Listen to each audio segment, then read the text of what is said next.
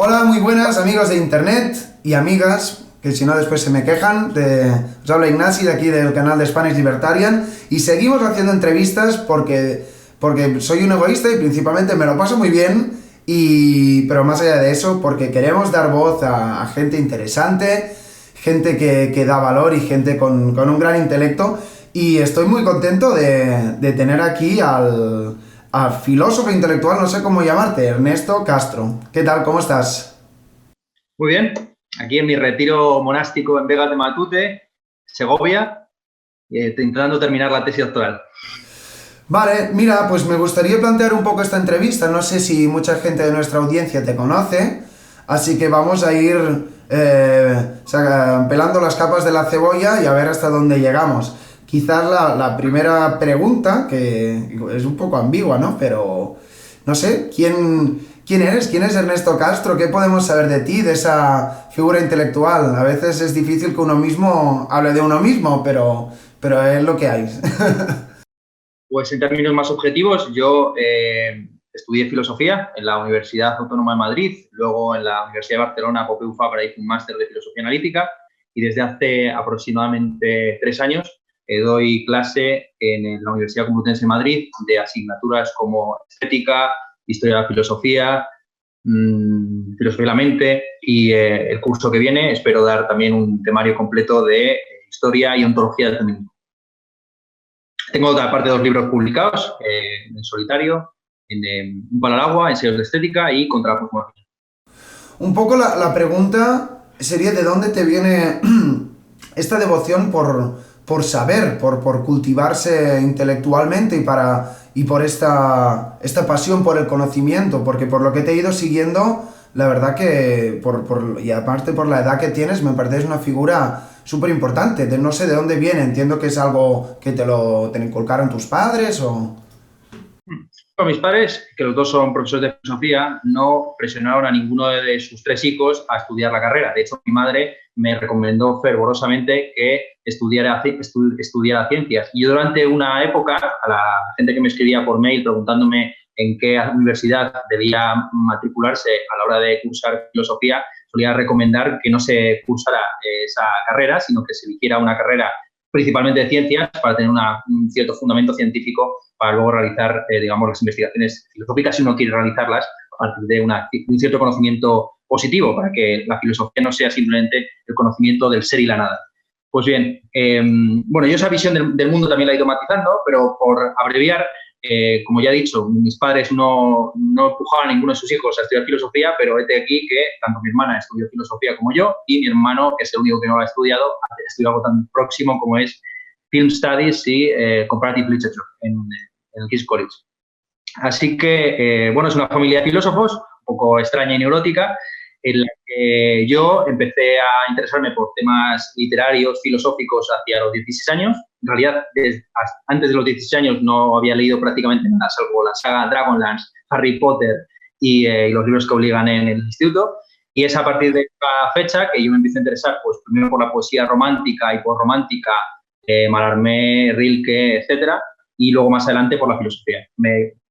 Cursé la carrera de filosofía bajo la pretensión de convertirme en una especie de poeta filosófico, a la manera de Mallarmé, que quería crear una religión en torno a un libro de poesía postconceptual, se puede llamar así, y terminé abandonando la poesía para dedicarme en exclusiva a la no ficción, que es a lo que me dedico desde hace más de 6 años, ya 8 años prácticamente. Entrando un poco más en tu figura, porque me acuerdo de una entrevista que decías, yo soy ex marxista. Eso me sorprendió bastante y me pareció curioso. ¿Cómo podrías definir un poco como tu evolución intelectual, como filósofo, como pensador, y un poco a ver si lo puedes enlazar con esto de ex marxista, que me parece un concepto bastante cachondo? Sí. Bueno, yo, como he dicho, pues comencé la carrera de filosofía interesado sobre todo en cuestiones de estética. Mi padre es profesor de estética en la Universidad Autónoma de Madrid y también poética, retórica, en fin, lo que a mí me interesaba como poeta y como persona interesada sobre todo en la literatura y las artes plásticas. Evidentemente, en ese campo, en el campo de la estética, es un poco el único campo de la filosofía actual que sigue hegemonizado por la filosofía continental.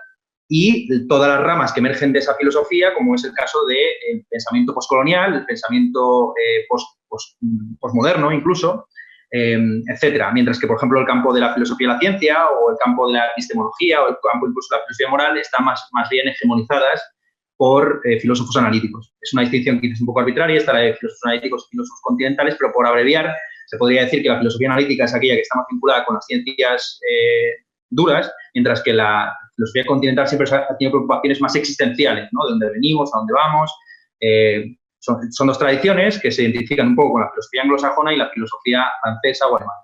Pues bien, yo empecé por esas vías, por la vía de la filosofía continental, Derrida, toda la filosofía francesa, y digamos que me independicé o me rebelé contra el padre escribiendo ese libro en el año 2011, coincidiendo justo con el 15M. Ese es un libro bastante curioso porque tiene dos redacciones completamente distintas. La primera redacción es una redacción muy filosófica, en la que hablaba de cuestiones como la inconmensurabilidad entre paradigmas científicos, las discusiones de filosofía de la ciencia de Kuhn y de Popper, etcétera, etcétera. Y la segunda edición, no la segunda edición, sino la segunda redacción, que fue la que terminó publicando, la escribí justo después del 15M y está muy imbuida en todo lo que fue el ambiente intelectual de aquel entonces. Yo recuerdo lo que me supuso para mí descubrir en 2011 La Tuerca, que era por aquel entonces pues un programa que se grababa literalmente en un garaje, y yo dije, estos cuatro locos que son El Monedero, Iglesias, Rejón, no recuerdo quién más estaba por allí, de dónde han salido exactamente, ¿no? Entonces, durante esos años, 2011, 2012, pues para mí fue muy importante y decisivo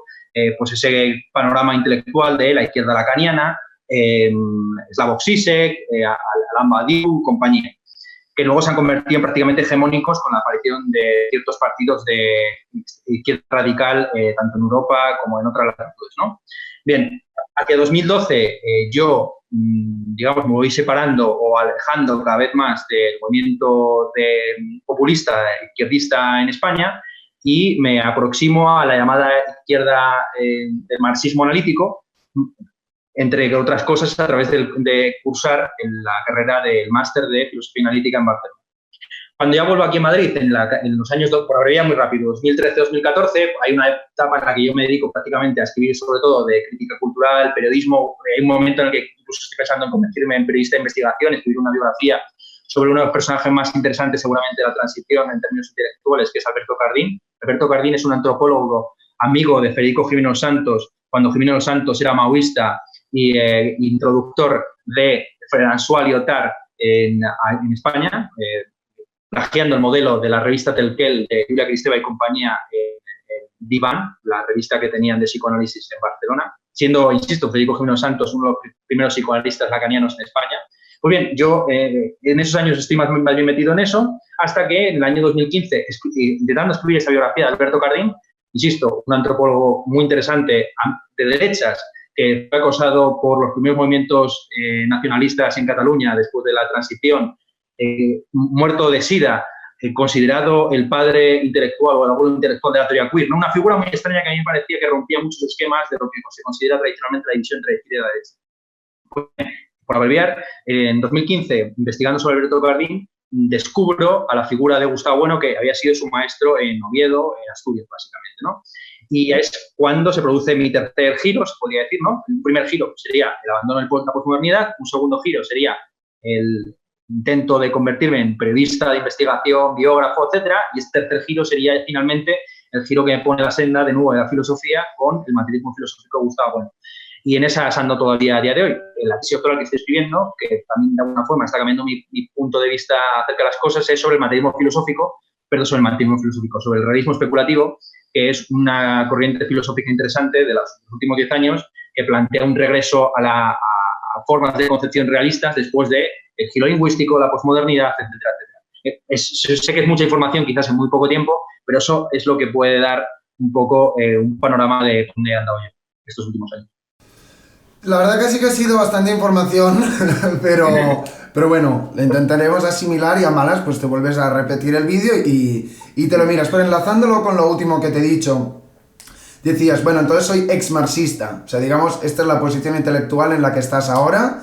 Digamos, incluso también estás cambiando de eso, o quizás para los que no venimos de una tradición marxista, ¿qué significa eso? ¿Qué se puede rescatar de de Marx como concepción para, digamos, concebir la realidad, pero ¿qué significa esto de ex? O sea, digamos que lo has dejado, pero hay algo que rescatas, ¿no? ¿Entiendo? Sí, efectivamente. Bueno, lo de ex-marxista era una forma también de escapar a la categoría o a la etiqueta, ¿no? Que muchas veces es una reducción identitaria que confunde más que aclara, ¿no? Yo siempre que he tenido entrevistas con personas próximas al liberalismo he procurado definirme de manera oblicua, ¿no? Pues metiendo adjetivos, como puede ser, o prefijos, como puede ser marxismo analítico o ex-marxista. Principalmente, lo que dije en la entrevista a Roy Vázquez Guerra, en la que me calificaba de ex-marxista, era que yo tenía la relación con el marxismo que puede tener un divorciado de 40 años que se acaba de separar de su mujer, pero que inevitablemente tiene que mantener alguna relación con ella porque tienen como 2 o 3 hijos, ¿no? Entonces, yo pues tengo un montón de hijos en común con el marxismo y con los marxismos en general, ¿no? Hay un marxismo, podemos llamar económico, que es el marxismo duro de la primera tercio del siglo XX, ¿no? Que es el marxismo bolchevique, pero que también es el marxismo socialdemócrata de la Segunda y la Tercera Internacional. Hay un marxismo cultural, que es el marxismo de la Escuela de Frankfurt, de Gramsci, que es un poco una figura de transición, ¿no? Porque es fundador del Partido Comunista en los años 20, pero luego en los cuadernos de la cárcel pues plantea reformula todo el concepto de hegemonía. Y hay un marxismo, un cierto postmarxismo que bebe seguramente del marxismo cultural y que se fusiona ya en los años 80-90 pues, con todas las corrientes de la crítica cultural, la filosofía continental, el posmodernismo, etc., ¿no? Y hay una cierta forma de marxismo económico que está volviendo a emerger con figuras como Anwar Said, que es un economista indio, o el propio Piketty, que no es marxista, pero que de alguna forma pues, quiere recuperar la idea de un análisis macroeconómico que no sea neoclásico, con su libro El capital en el siglo XXI. Entonces, para mí el marxismo es algo más que el comunismo. Esto sí que yo creo que hay que distinguirlo, ¿no? Porque en la mayor parte de los entornos liberales se suele identificar las dos cosas, cuando para mí incluso los marxistas más cabales o los mejores lectores de Marx no eran necesariamente comunistas, ¿no? Estoy pensando, por ejemplo, en Raymond Aron.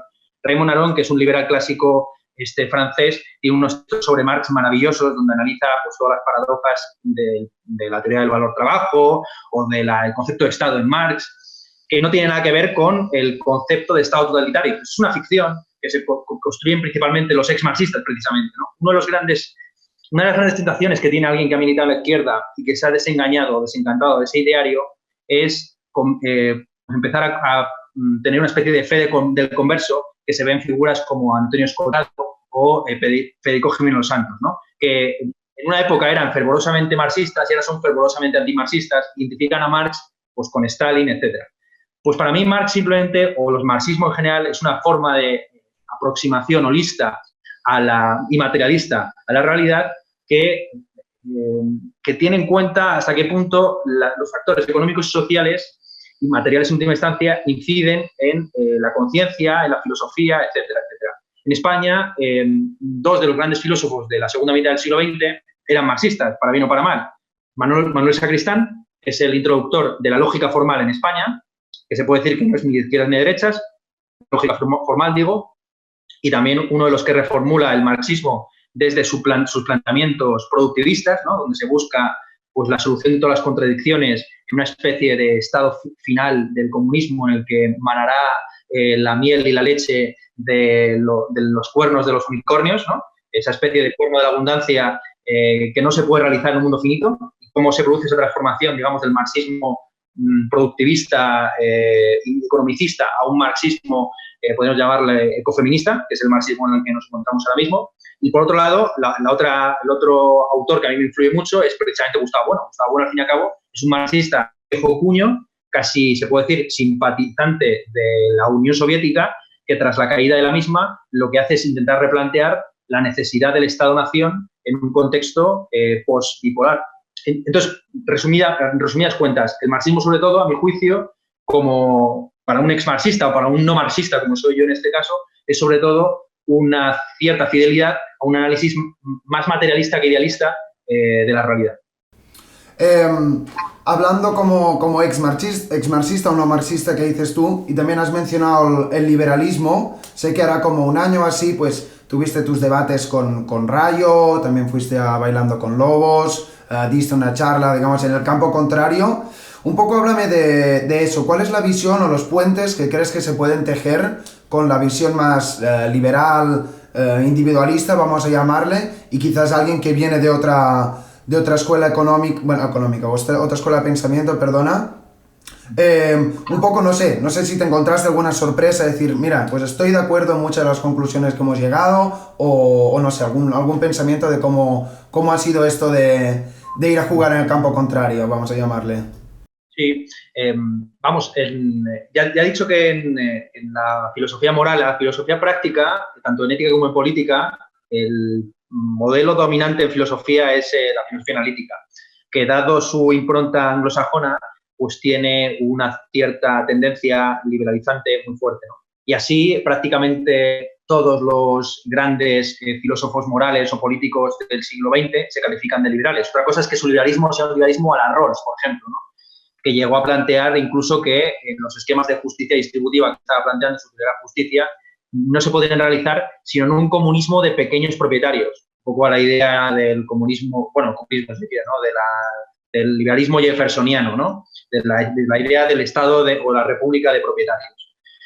Pues bien, así, inevitablemente, si uno quiere hablar en términos rigurosos de filosofía política o de filosofía moral, tiene que estar familiarizado con los argumentos liberales y evidentemente, pues, para cualquiera que no sea un sectario, pues Hayek o von Mises y muchos otros, Rothbard incluso, por supuesto, y el propio Juan Ramón Rayo con ese tratado de filosofía política tan maravilloso que es Contra la Renta Básica, inapropiadamente titulado, pero con un contenido formidable, pues son, insisto, clásicos que uno tiene que leer y que tiene que valorar, etc.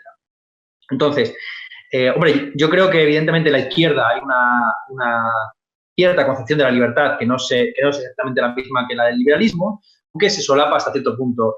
La presentación del libro La superioridad moral de la izquierda, si no recuerdo mal, se llama Ignacio Sánchez Cuenca, Íñigo Errejón subrayaba que el valor de la libertad cumple un papel importante dentro de la izquierda bajo esta perspectiva. ¿Qué harías si tuvieras tiempo libre?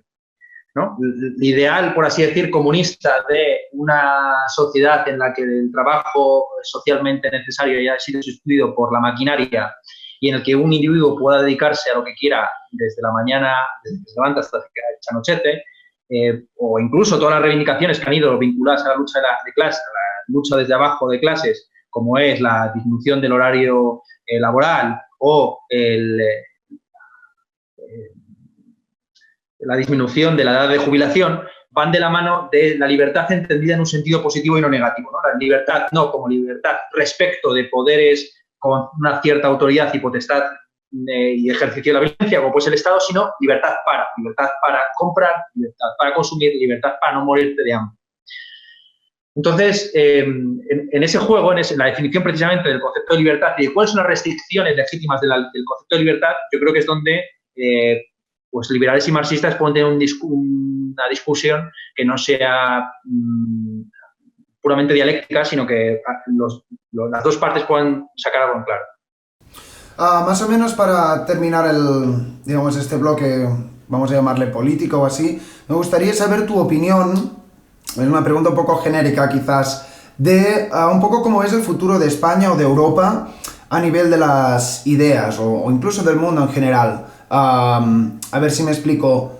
Estamos viendo que a nivel de eficiencia, de desarrollo tecnológico, de globalización, de cuotas de progreso, el capitalismo sigue en su expansión, vamos a decir, para hacer cosas, bienes y servicios con su eficiencia y el mercado libre, etcétera. Pero a nivel cultural no parece que sea el capitalismo el que va ganando. Sé que quizás es un poco una falsa dicotomía, pero no sé si entiendes en mi punto.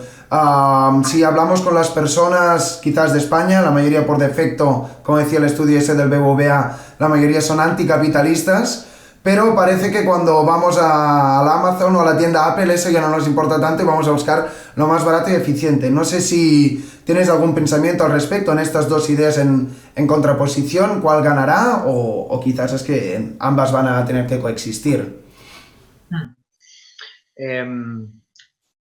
Sí, bueno, evidentemente se puede responder por muchas partes, pero mira, precisamente Alberto Cardín, el autor del que yo pensaba hacer una biografía, dijo en la transición que la derecha estaba cometiendo, no sé si un error o no, al dar el monopolio de la cultura a la izquierda. Esto es algo que se produce precisamente en esos años, donde como una especie de compensación, de premio de consolación, la derecha que tiene el monopolio de las ideas económicas, le entrega como un resto pues, los ministerios de cultura o la superioridad moral precisamente a la izquierda. Y vuelvo a la referencia de esa presentación del libro de la superioridad moral de Sánchez Cuenca, porque en él se decía, que se presentaba en la Carlos III, se suele hablar mucho de la superioridad moral de la izquierda, pero no se suele hablar tanto de la superioridad intelectual de la derecha, ¿no? Como muchos economistas pues se consideran que están en una especie de paraíso de las ideas,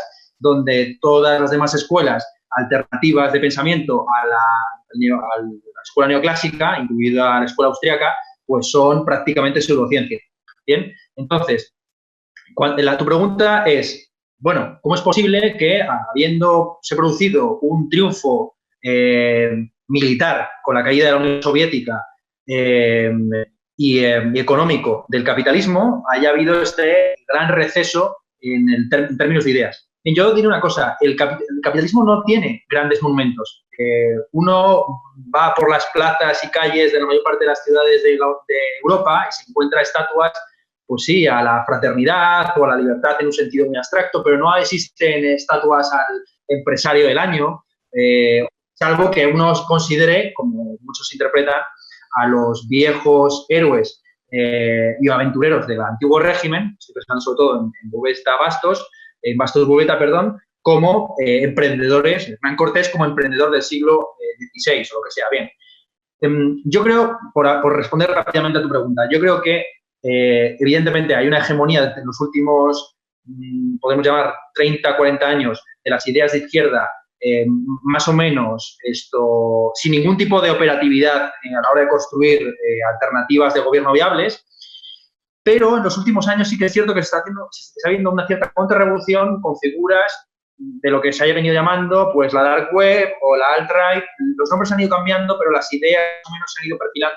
Son las mismas de los últimos, podemos llamar, 5 o 6 años. Precisamente como reacción ante ciertos excesos del discurso de lo políticamente correcto o del feminismo de la cuarta ola, yo incluso le daría de feminismo a la cuarta ola para referirme al feminismo mainstream actual, que tiene cierta herencia del feminismo de la teoría queer de los años 90, pero que es la tercera ola, pero que en realidad, digamos, tiene unas ambiciones mucho más modestas hasta cierto punto, pero también mucho más omniabarcantes socialmente, pues el manspreading o el mansplaining como objetivos, o sea, como enemigos a batir, son a veces mucho más modestos que los objetivos que se planteaban las feministas de generaciones previas, pero también mucho más omniabarcantes, ¿no? Que ya no pretenden simplemente tocar el aparato jurídico o el aparato económico de la sociedad, sino toda la cultura y el ethos mismo, ¿no? Entonces, frente a ese tipo de figuras, pues aparecen personajes como Jordan Peterson, el propio Milo Yiannopoulos, en fin, una serie de ellos en Estados Unidos y recientemente también, pues bueno, tú hace poco entrevistaste, ¿no?, a un tío hetero blanco, un varón blanco, bueno, un tío blanco hetero. ¿Cómo? Un tío blanco hetero. Un tío blanco hetero, esto es, un tío blanco hetero que están intentando, pues, crear un discurso contrahegemónico. Entonces, yo creo que el futuro es bastante incierto y rico en las diversas alternativas o posibilidades que pueda haber. También de hibridación entre las dos corrientes. Mencionabas a Jordan Peterson o a Milo Yiannopoulos, Ben Shapiro y demás. Y un poco también me gustaría saber tu opinión sobre esta corriente, que no sé exactamente si es la alt-right, de hecho no, pero no son de izquierdas, es como una nueva derecha que está emergiendo o quizás un movimiento que le habla a la gente y apela a su responsabilidad individual. No sé, personalmente, y una de las intenciones incluso de este mismo canal para el mercado hispano, vamos a llamarle, Latinoamérica y España, es dar este tipo de ideas y herramientas para la gente, de que se hagan responsables y que es preferible digamos, establecer relaciones de voluntariedad y demás, que un poco parece ser que son las ideas que destilan de estos intelectuales. No sé, si tienes alguna opinión al respecto o si crees que eso va a calar en nuestra cultura del sur de Europa o Latinoamérica. Sí, sí, sí, ¿por qué no? Vamos, Jordan Peterson me parece una figura muy interesante. Hace poco leí una reseña de un autor que, si no recuerdo mal, se llama Nathan Brown, Current Affairs, es desde luego la revista. Era una reseña muy larga, de casi unas 10.000 palabras, de 12 reglas para la vida, ¿no? El libro que acaba de publicar bestseller, número 1 en Amazon, Jordan Peterson. Lo que señalaba en esa reseña es que Jordan Peterson es como una especie de test de Rorschach en el que uno proyecta la identidad que tiene sobre la conferencia o sus propios libros. Porque si uno se fija, en realidad el discurso de Jordan Peterson, aparte de que su gran capacidad oratoria, no son sino los viejos discursos del emprendizaje o de la teoría o la autoayuda clásica, marcados en un discurso no especialmente tan distinto de los fundamentos filosóficos de la teoría queer o de la posmodernidad, porque hay que recordar que los filósofos en los que se apoya Jordan Peterson son básicamente los fenomenólogos, Martin Heidegger, Husserl y los psicoanalistas, Jung y Freud, que es curiosamente los mismos filósofos de los que parte, por ejemplo, Slavoj Žižek, que en lugar de Jung, pues parte de Lacan, pero también tiene a Freud como padre de intelectual, ¿no? Entonces es muy interesante cómo de las mismas fuentes surge pues corrientes, sí, ideológicamente antagónicas. Evidentemente, lo que separa sí, yo creo que en el caso de Jordan Peterson, o en el caso de Ben Shapiro, en el caso de Milo Yiannopoulos, lo que hay sobre todo es una gran personalización de la política, ¿no? O sea, personalización o individualización, ¿no? En el que no se critica tanto, por ejemplo, a los intelectuales o los militantes de izquierdas por la agenda política concreta que están intentando llevar a cabo, porque sería ridículo acusar realmente a los manifestantes LGTB de intentar imponer una especie como de checa política, cuando en realidad está simplemente ejerciendo su libertad de expresión para hacer el cafre o dar caceroladas o en ocasiones de una manera violenta, etcétera. Bueno, en fin, yo no digo que haya excesos, sino que lo que sobre todo critican es la personalidad que va asociada a ese tipo de militancia, en la que uno se puede ver reconocido hace unos años. Quiero decir, cuando Jordan Peterson dijo que la solución que él encontró para que no hubiera ningún manifestante en sus conferencias era plantearlas a las 7 de la mañana, de tal forma que no habría a 50 metros a la redonda ningún manifestante porque todos estarían durmiendo la mona de la cohorta que se pillaron la noche anterior, esa imagen del militante de izquierdas como alguien que pretende arreglar el mundo sin haber arreglado previamente su cuarto, pues es algo con lo que uno se siente muy identificado y que incluso como gracia, como broma, pues cala muy bien. Pero uno sabe hasta qué punto pues es legítima ese tipo de creencia, ¿no? Y como exmarxista uno debe, sobre todo, digamos, por lo menos en mi caso,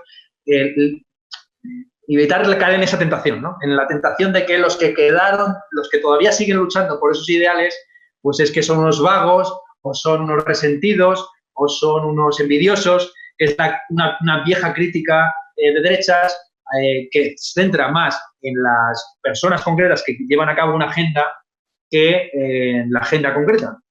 Entonces, yo sobre todo lo que recomendaría para el debate futuro pues sería un énfasis no tanto en las personas que están intentando llevar a cabo la agenda política, sino en la agenda misma.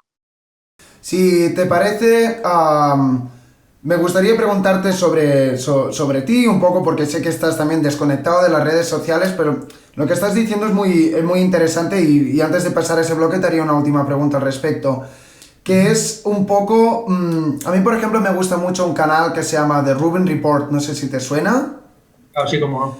Y ha sido genial porque él viene de izquierdas, pero pone a gente delante que no viene de esa tradición, que religiosos y gente de derechas y gente pro armas y gente anti-aborto, etc.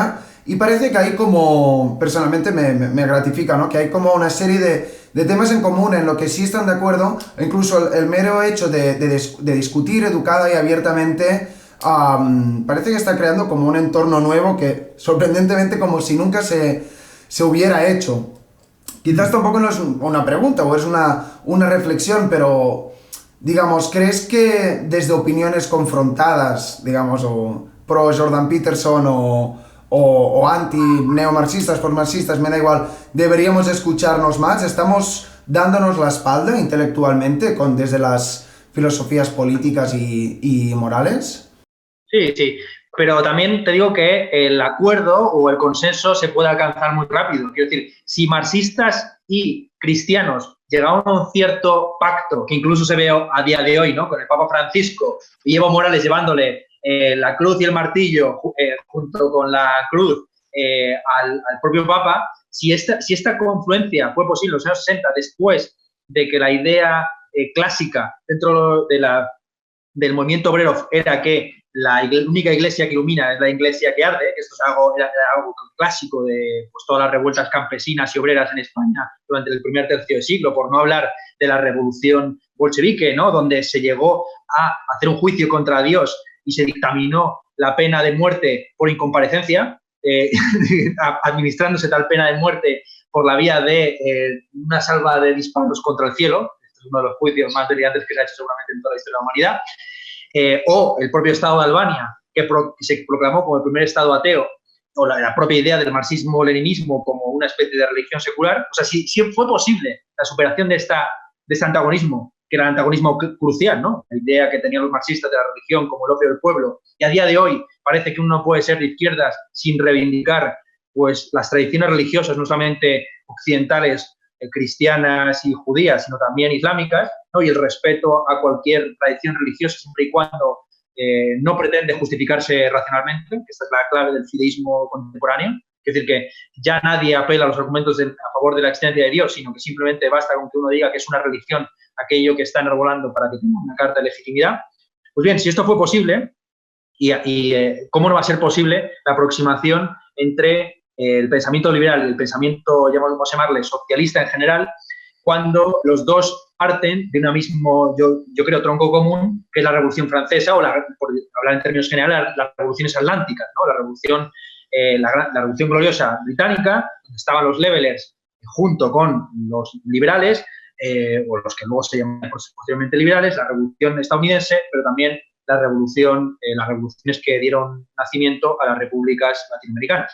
Entonces, de esa tríada de valores, libertad, igualdad y fraternidad, se puede decir que parten las principales tradiciones políticas modernas, de las que tan solo quedaría excluido pues, el pensamiento neoreaccionario y neoconservador, que en realidad es el verdadero pasado del libertarismo. Aquí yo estoy de acuerdo con las tesis, por ejemplo, de Bastos Bobeta, de que el liberalismo y el libertarismo, aunque tan próximos etimológica y fonéticamente, han sido históricamente antagónicos. En España, los constructores del Estado-Nación son los liberales, y los que se oponen al Estado centralizado son precisamente los libertarios conservadores carlistas, que son los que quieren volver al viejo régimen donde el mejor rey es el que menos gobierna.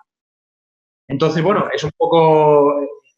Claro, esto hay que tenerlo en cuenta, que vivimos en el siglo XXI y ya un intento de rehabilitar, qué sé yo, la idea de los viejos reinos de taifas, pues quizás está anticuado, quizás no. Quizás países como Singapur o compañía no son sino pequeños reinos de taifas contemporáneos, o Suiza, o las que siempre se suelen poner como paradigmas de los estados liberales o libertarios, ¿no? Entonces, bueno, por resumir, yo creo que sí, que en ciertos puntos más o menos centrales de la agenda política se puede llegar a acuerdos entre personas que están muy alejadas en el espectro ideológico. Yo la experiencia personal más gratificante que tuve en este sentido fue cuando llevé a Juan Ramón Rayo e Isidro López a debatir en un congreso en Murcia titulado España sin un Franco, con entre paréntesis, ¿no?, cuando con España sin un Franco, España sin Franco. Era un congreso de jóvenes ensayistas nacidos a partir del año 75, y en ese congreso se abría con un debate entre Juan Ramón Rayo y Isidro López sobre la Unión Europea. El debate está en Internet, se puede ver en YouTube. Lo más interesante fue lo que sucedió después, en la cena.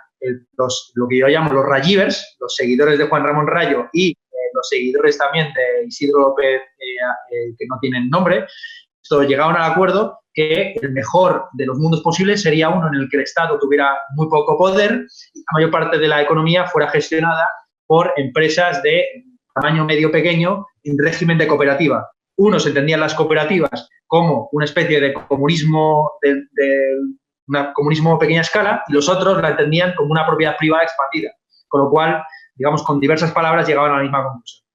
Me gusta mucho esa reflexión porque evidencia eso, ¿no? Que al final todos somos personas, a priori, quiero pensar, la mayoría queremos el bien, y entonces, bueno, ahí están las diferencias de diagnóstico y de soluciones, pero hay puntos en común. E incluso también te diré que estuve yo en un coche, también con Rayo y el Eduardo Garzón, que teníamos que ir a coger el taxi para tal, y bueno, esa charla fue, fue también muy, muy divertida. Pero bueno, eso ya queda en el ámbito privado, igual que esa escena que tú mencionas. Para entrar en el último bloque y volviendo al inicio, volveríamos a ti, Ernesto, a tu figura. Si ponemos tu nombre en YouTube, es alucinante la cantidad de contenido que has generado. Y me he apuntado cosas aquí, charlas de asexualidad, estética, estuviste por México que te dieron premios, estuviste arriba y abajo, luego entrevistas a youtubers como Ter y luego a Zetangana y a Young Beef y hablas del punto de vista filosófico del trap, pero ahora parece que has parado y entonces has hecho una desconexión. Entonces, si quieres o hasta donde quieras contarnos por qué, ¿no? Porque parece que has dado la caña tocando todos los palos posibles del conocimiento filosófico, aparentemente donde no lo hay. Pero ahora has parado. No sé en qué punto evolutivo estás como persona o como pensador. Sí, bueno, he parado de ser asiduo en las redes sociales, salvo que no considere Tumblr como red social, que yo la utilizo básicamente como un lugar de posteo, como un blog, como una página web personal, y YouTube, donde sigo subiendo una vez a la semana pues vídeos que tengo grabados en el trimestre pasado. Como tengo que terminar la tesis y yo soy muy concienzudo y a veces obsesivo a la hora de escribir, pues me había dejado libre este semestre hasta octubre para terminar la tesis doctoral que tengo que presentar a finales de año y retomar el curso a partir de septiembre-octubre con fuerza, con un curso sobre feminismo en el que la primera clase, como una especie de conferencia de apertura del curso, titulada ¿Puede un varón blanco dar clases de feminismo? Y bueno, ese es el título que tengo ya bastante fijo, claro, sobre la primera clase, y a partir de ahí pues seguir avanzando en la exposición de una ontología feminista, que es algo muy raro. Mi tesis, por decirlo rápidamente, es que el feminismo no es solamente un movimiento social, sino que también es una revolución lógica, similar a la que supuso el marxismo o el darwinismo. Es decir, el darwinismo es simplemente un movimiento científico y el marxismo no es solo una especie de movimiento socialista,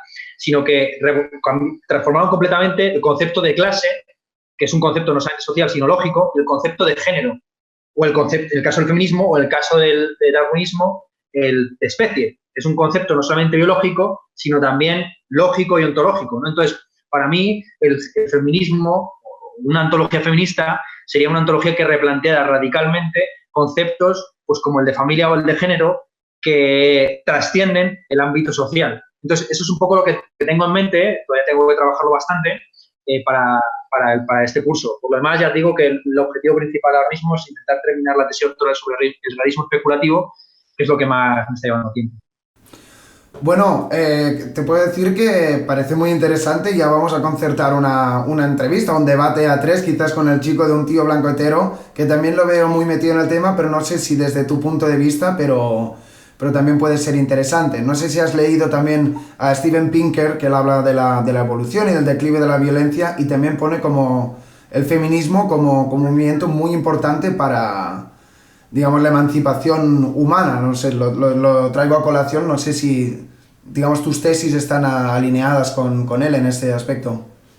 Bueno, Steven Pinker tiene más bien un argumentario de tipo psicológico evolutivo y al fin y al cabo muy estadístico. Él lo que viene a señalar es que sí, ha habido un declive relativo de la violencia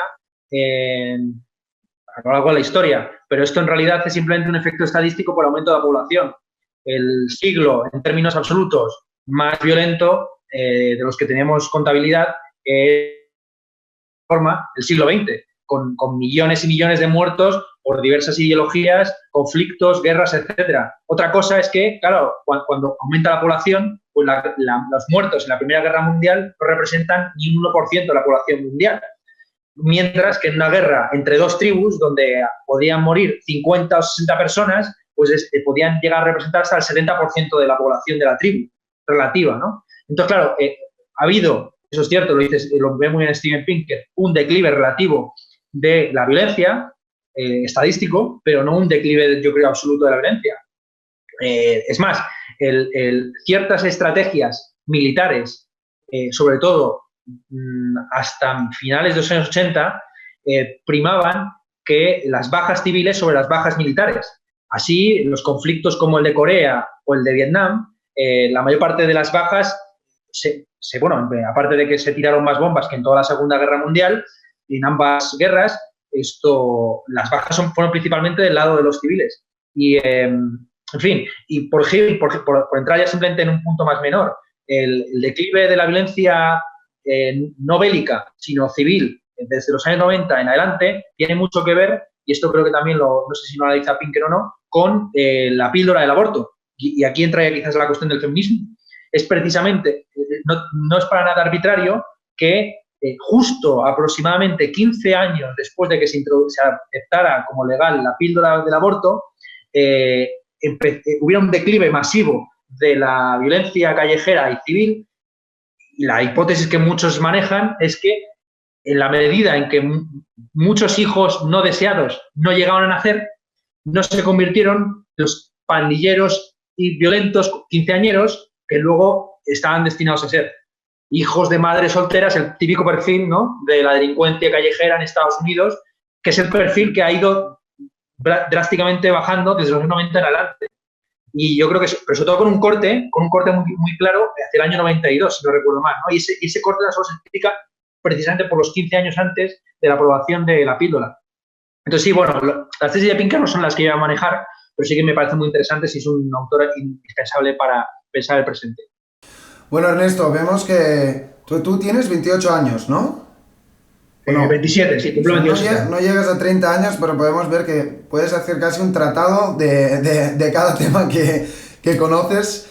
Y como yo creo que no nos da tiempo en entrar en todo porque se nos va la vida, quizás la última o la penúltima pregunta sería, quizás un poco genérica, pero bueno, a mí también me gusta ser así, que es un poco para las personas mundanas, quizás que no tenemos tanto conocimiento como tú, que es de qué sirve la filosofía, de qué sirve el conocimiento y aprender, si es que tiene alguna utilidad o como mínimo qué es lo que se está perdiendo las personas que no, digamos, abren su mente a eso, a aprender, a tener otras nuevas opiniones, a formarse o, digamos, para decirlo en genérico, la filosofía.